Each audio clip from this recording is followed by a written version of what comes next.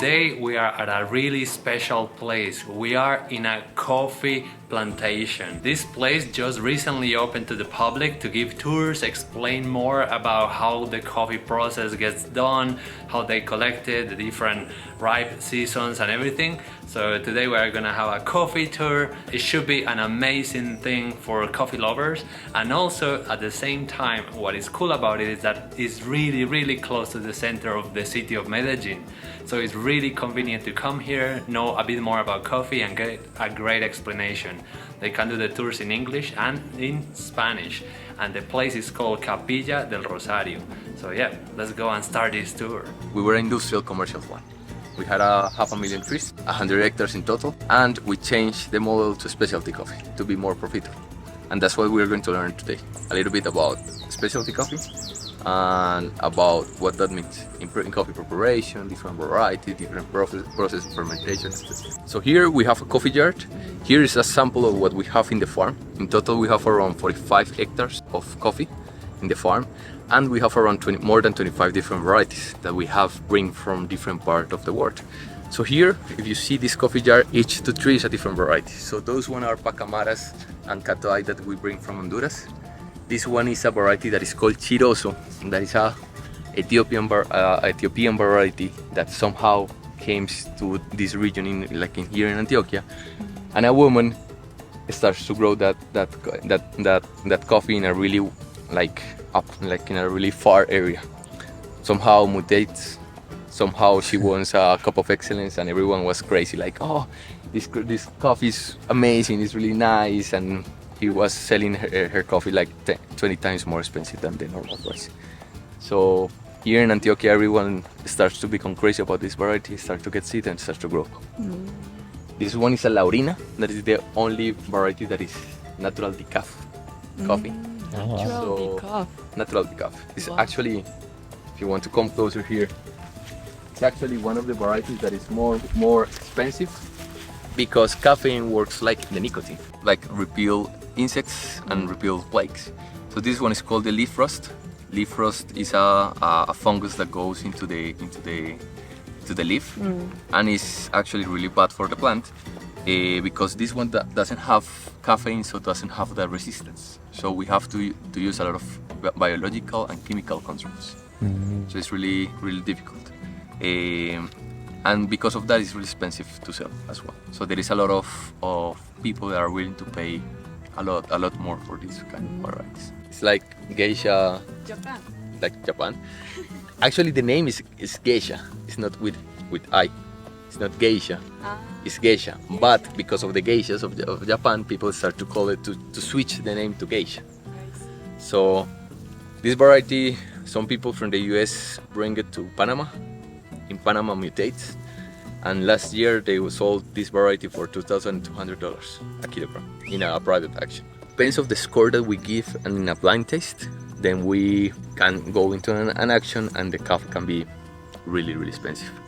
And there is something about Asian people that is like, when you guys find something that is unique and it's really weird, you're willing to pay a lot more. So like Korean market is really nice. I only have like sent one to Japan, to one client once, but like I don't know how it's in Japan, but in Korea there is a lot of small coffee roasters that are looking for this specialty coffee with different variety, different process, different flavors, and not just like a commodity normal coffee and that's it. Okay, so this one is geisha. This one is a variety that is called guayaba. And if you come closer here, it's because they have this little crown here. See? This is something really weird. There is only 3 farms in Colombia that have this. We don't know how it tastes. Maybe it tastes bad, maybe it tastes good, we don't know. So it turns out this farm is one of the biggest ones in Colombia, and compared to the ones in Brazil is tiny. So Colombia produces a third of what Brazil has, but we have way more agriculture people like working in collecting coffee and roasting coffee. So it's kind of an interesting thing that here the farms are way smaller, but this one is one of the bigger ones, and here they do experimentation with different universities to explore different varieties, different processes that they can do to the coffee. So it's kind of one of the most interesting ones as well. We have an Arabica variety, but in Brazil they have a Robusta species, There is around 206 different species. We only grow in the world around two. That is, one is the Robusta one, and the other one is Arabica. In Colombia, we only grow Arabicas because of the climate, the geography, the humidity, the light that we have is only adapted for that, for this type of climate and terrain. The Arabica family only have like half of the caffeine that have the roast have double of the caffeine. That means, you remember that I was telling you about like the Laurina that is like a natural decaf coffee? Yeah. So imagine if they have a lot of caffeine, that means that is to repel insects, plagues and all of that. So in Brazil, it's flat areas, really industrial, really big. So they can put a lot of trucks, a lot of like mechanical work to harvest all that coffee. And the stress and the harvest only happens once a year. So the floration and the beans only happens once. Here in Colombia, because you never know when it's raining or not, supposedly we have two rainy seasons. Similar to Thailand, Yeah. that is like really humid and really like south of Asia. It's more humid and there is like rainy season and dry season. So in the dry season, it doesn't mean that it's dry, it means that rains less. Yeah. So that happens a stress in the plant, and we can look at here. You see here there is some flowers coming here, because happens that there's a lot of sun, then the drops start to fall. The trees say like, okay, now it's safe to reproduce my species, and it's happening in the floration here. And this one is our beans that are already like maybe in 1 month, 1 month and a half, something like that. These one are going to be ready around that time. From flower to the ripe bean, like this one here, is going to be around 9 months. To 7 months. 7 to 9 months, depends of the climate. So This small. yes. Oh, really? So from this flower here, pardon. So from this flower here, look, this one flower here. So from this flower here to here is depends of the altitude, depends of the climate, depends of a lot of variables. It's from 7 to 9 months. So let's say that is 8 months in average, right? So you can see here that are some that are going to be ready in around 8-9 months, and this one here maybe in 1 month and a half or 2 months, the green ones. That means that in Colombia we have to hand pick everything because it's not even distributed. In Brazil and in Central America, what happened is that they just take everything like this. They don't have to hand pick like one by one. So they can do one thing. One, just straight take all the beans, or second, with a truck, with a machine, they just take everything. So here in Colombia we're a little bit romantics, and we say like our coffee is the best coffee in the world because we hand pick everything. But it's not because we want to, it's because we have to. Yeah. Fair enough. We call this the coffee cherry, and inside of the coffee there is normally 2 beans. In some cases there is 3 beans because it's a genetic mutation, or in some cases it's only 1. That is called the apiberry. That is like a round seed. So here we have 2 beans, and here we have the cascara or the skin. Then we have the mucilage or like the honey, that is like a slimy part, like the meat part of a fruit. It's like if you are eating a mango, is what you eat, the meat part, and then inside is the seed, the bean, right? So if you want, you can taste and eat the skin, or Skin. or you take this one, you put it in your mouth, but don't bite it, just like a candy, just like lick it around, and just, if you want, you can throw it away. Now is the time to try the coffee beans. Something really important is that before you try it, ask the person when was the last time they did the fumigation, because otherwise maybe you'll end up eating a bunch of poison. Wow, it's super sweet. Not like super sweet, but sweet enough. You can eat just the case of it, and then also the bean. The bean, don't bite it. You just kind of enjoy it a bit. But yeah, this is really sweet. I don't know how they go from this to actual coffee, but I guess we'll find out. What do you think so far? The coffee beans are tiny. How do they? Yeah, like I don't know everything. I will see later, but I want to know like how do they collect, how do they process, everything. if you see, there is like a tube there. So with water and gravity, the coffee goes all the way down to the mountain. So you see that there is like a building down there. So it goes all the way down. Under or like under the ground is in a tube, and that is called cafe duct. It's like a coffee duct and goes all under, and that's the way that we transport. Because my mom in the 90s, she was like struggling a lot because it was like with a truck moving all the coffee down on the bottom, and was 1 a.m., 2 a.m. working in harvest season, and was really difficult. So she was like, she saw this in a coffee farm here near here. She was like, oh, we can do the same. In Colombia, what is normally how we supposed to grow the coffee, how we're supposed to harvest the coffee, and the coffee cherries that we take everything. The green ones, the ones that are not ripe, the ones that are ripe, and the ones that are rotten and damaged.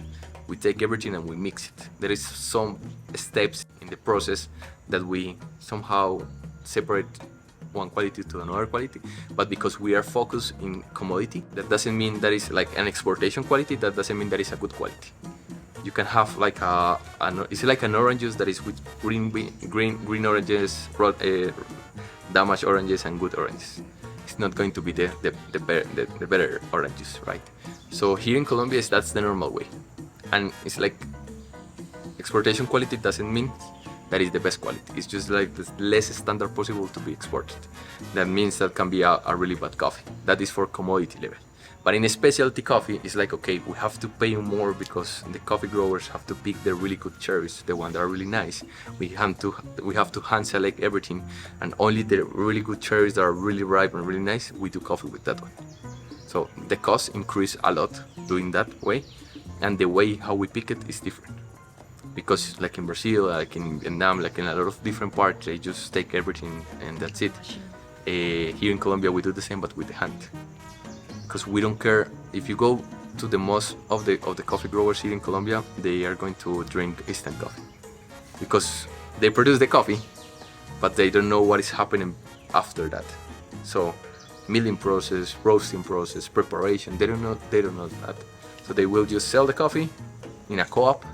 The co-op is going to mix everything, and then with the money in the pocket, the coffee grower goes to the supermarket, buy the instant coffee, and put a lot of sugar, and that's it. That's the common thing in Colombia. This one is the yellow variety. Oh wow, yeah, it's much sweeter, and it has like a pepper taste on it.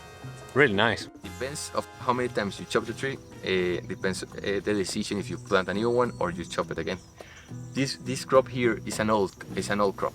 So here we have two options. Now it's not productive anymore, and if you see, there is a lot of bad leaves, like trees that are not like in good shape. So we have to take here two decisions: one, to chop down the trees and then grow again, or two, put a new variety. What we are going to do here is that we are going to put geisha. So we had around 12,000 trees in this moment of Castillo, and we are going to plant around 400 like around 5,000 trees of geisha, because geisha trees are bigger than this one. So that means that we need more space by tree. So we have first two new crops that are renovated. This one there is an old crop, and now we're going to a productive crop. Here we have around 13,000 trees. First we have like the first reason why a coffee can be different to another one. It's called the terroir. So in the terroir we have different ways to know that it's good or not. One is altitude. In Colombia, the more altitude we have, the coldest is the place. So here, and the other one is the shade. So in this crop we have a lot of shade trees. So it's going to lower the temperature. That means that the coffee cherry, the cycle from flower to the coffee cherry is going to be longer. The other part is that these trees are not going to get a lot of stress. That means that it's going to produce less. That means that the tree is going to give more nutrition to the coffee cherry. So it's going to be more complex. So that's two ways: production or quality. And it's a less density. In here we have 1.5 meters by 1.5 meters by 3 by 3. And in Colombia, the normal one is like 1 meter or something. So it's really close. So we have to chop that and be like more productive, because we don't care much in special. Nowadays things are changing because we're struggling, and the average of age of a coffee grower is 60 years. It's like 57 is the average. So young people don't want to work more in coffee industry. That's why there is a new things to happen that is specialty coffee. One of the most incredible things about this place is that it makes you think how freaking difficult it is to get and pick the coffee here in Colombia. It is super steep, super slippery, and they will do it with 30 kilos of coffee cherries in their back. Honestly, the coffee, when you see it this way, is so freaking cheap. Imagine this, with a grape in wine, you can produce a white wine or a red wine.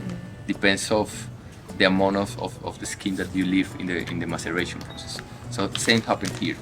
It's the same cherry, but depends on the stage and the layers that we keep it, we have different flavors.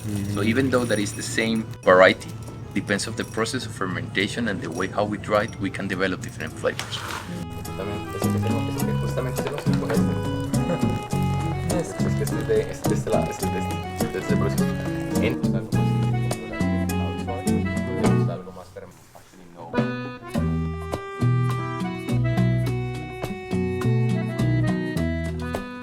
For example, the coffee, the good one, oh my god, sorry, the good one tastes well, is very healthy for us, but the bad one, because roast very high, it's practically if you eat every day, I don't know, Born bread. a burnt bread. Now I feel like I cannot drink instant coffee. Oh my goodness. It's gonna be an expensive trip.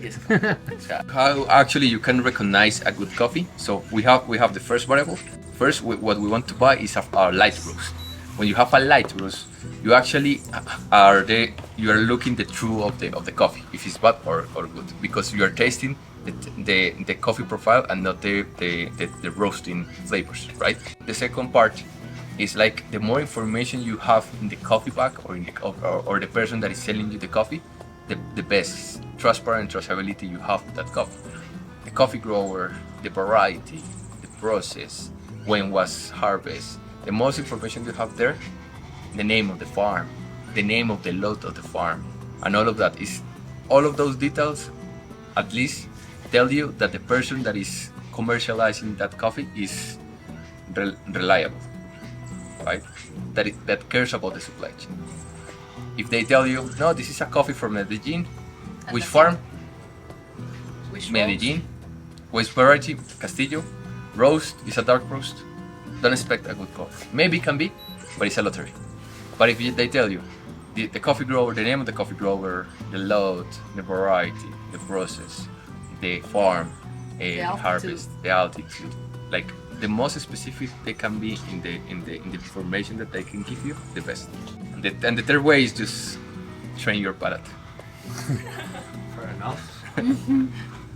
And judge yourself. Yeah. Okay, I'm going to have some courses about coffee preparation, about coffee cupping. In Australia, there is a bunch of those courses, and I want actually to learn about, like in the wine industry, you want to really appreciate a wine, go to a course of wine tasting, and so an expert can teach you, like here. Hey, this is why it's better. This one tastes different because of this, because of the variety, the process, and then you can actually now, after this tour in the farm, now if you go to a place that is a dark roast, don't expect that it's a specialty coffee. But if you go to a place that is a really light roast, and the barista is like her, that is really enthusiastic and really nice, and is explaining about varieties, process, then you can realize that at least that brand cares about the supply chain. That's good. The most important is to recognize which kind of coffee that you really like. So that is the big problem with which is the best coffee? It's not a best coffee. You need to search your best coffee from yourself. Because if you like strong, if you like more dark, if you like, I don't know, with the filter brewing or filter coffee, or an espresso machine. In espresso machine or Aeropress or French press that is more strong. So it's your favorite form to drink coffee. But if, for example, for me, just like very clean, very water coffee, so for me it's the best coffee. Okay, so it's depending how do you like to drink coffee and in which moment. So for what that you really like to drink coffee, just for to work or for to stay with my family, my friends, or just for me because it's my passion, because I want to taste a different kind of flavors and I don't know, seasons, because I have a different flavors in just one bag, a good bag. Okay, Yuka, what do you reckon so far? Coffee is really complicated, like more complicated than that I expected. This is the coffee that they are producing in the farm, and it's fantastic. We tried it, really soft, really nice. And now that we know, we can appreciate more these fantastic flavors. And now that we finished the tour around the plantation and the tasting, and we learned about the brewing methods and everything, we are gonna go to the production area where they do the roasting and all the processes that we are gonna learn. In this part, what we do is that we process the coffee. Here is the coffee pulper machines that will remove the skin by pressure. So we remove the skin by pressure, the ones that are ripe and the ones that are soft. The ones that are green or dry are the ones that are really strong. So those ones doesn't remove the skin. So it goes to this screen size, goes under our feet and goes to that small machine there. So that machine is closer than this one. This one is a little bit wider than that one. It's because it takes the ones that are ripe and good. That one is closer, so they create more pressure to the ones that are dry, bad. So that's one selection. Then the normal process happens is that goes to these tanks, and these tanks in Colombia stay from 12 to 24 hours, depends of temperature, humidity, and elevation. So the more temperature and humidity you have, the more fermentation happens quicker. And what we want to do is that microorganisms eat the sugar content of the slimy part of the bean, so it's easier to wash. Purpose of a wash process on fermentation is just to wash the mucilage. Purpose of fermentation in specialty coffee is to give flavors. So here we can go up to 600 hours. That means it's like a month, almost a month of fermentation. And we modify the environment. Depends on temperatures, humidity, with water, without water, with oxygen, without oxygen, with microorganisms or non-microorganisms. So we need to have more knowledge in ways of fermentations, because with yeast we have malt, we have bacteria, we have a lot of variables for fermentation to develop flavors. But normal one is fermentation process, wash process, that I'm going to show you, and then dry process. That's it. And in here, like the sourdough, so that is a juice, that is the juice of the fruits that we have been feeding for years now. So this is the coffee only. This is where we dry the coffee. This is like a greenhouse, but without humidity. So here we put the African bed, the rice bed, so the airflow goes down below and up top. And the idea here is to drop the humidity content to 8 to 12% of humidity. Why? Because lower than 8% the embryo can die, and we need the embryo alive so the coffee is fresh, and more than 12% gets mold and damage. So we put it here to dry the coffee. This is the natural way. We saw there the mechanical way. This one is just a semi-wash process. Here's some honeys. That's pasilla, so that's the bad quality. There's more honeys. So this is some wash, semi-wash, honeys, and back there is a pasilla. So see the difference between the more traditional way in Colombia, here, that is clean without anything, really nice, and the worst coffee. This evening. Dude, this looks like shit. Wow. This is what you drink as an instant coffee, or as a normal coffee that is dark roast. I'm Fantastic. drinking 2 or 3 coffee. And you put caramel, chocolate, you put sugar, you put a lot of things in there. What do you reckon now? I'm dead tomorrow. But if you see here, and if you open, the bean looks good. Yeah. So if you roast it, the bean is going to look good. But if you do a light roast here, the sensation is going to be like chemical and bad in the mouth. That's why they dark roast that. So it looks nice, big, dark, and the taste is just born. So what we have here is back in there is where we have the germinations, and here is where we have the nursery. That's how we germinate the coffee. We put it in sand. Then what we do is that we take the coffee seedlings like this, and then we put it in the plantation. These ones are not good because if you see the roots are curved. We want a straight root to put it in here in the nursery. but genetics that we have here that are adapted, that are developed in Colombia, the roots are amazing. It's like really nice, big, beautiful. So you can have around 98 or 99 percentage of good plants. But in this one, you can maybe it's 30 percentage or 40 percentage that are good. So specialty coffee starts from the city. So Yuka, what do you think about it? How was it? It was amazing. They explained every single detail of process of coffee, and yeah, impressive, shocked. Yeah, and honestly, now that we know all the process, you can really value more the coffee and what you drink, and the instant coffee now looks like pretty terrible. Now maybe I won't be able to drink instant coffee anymore. And also the tour guides were fantastic. They explained everything in detail without rush. And honestly, it's really good that you can do small private groups as well. It's not like a theme park. It's just fantastic. We absolutely mega recommend this place. It's called La Capilla del Rosario. We're gonna leave all the links down below so that you can come and have this experience. And what's really cool is that it's also next to the city. So it's really easy to come here, experience this. And yeah, it was not sponsored, but totally recommended.